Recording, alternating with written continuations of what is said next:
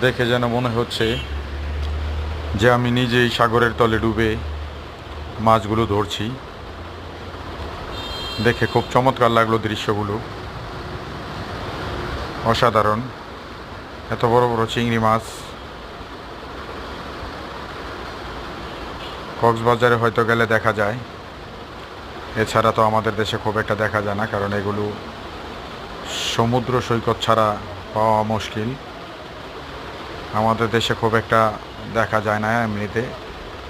চায়নাদের তো অন্য অন্য দেশে অ্যাভেলেবেল। তো আমার দেখে ভালো লাগলো, খুব সুন্দর।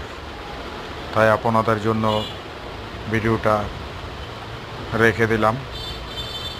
ভালো লাগলে দেখবেন, লাইক কমেন্ট শেয়ারের মাধ্যমে সাপোর্ট করবেন আশা রাখি।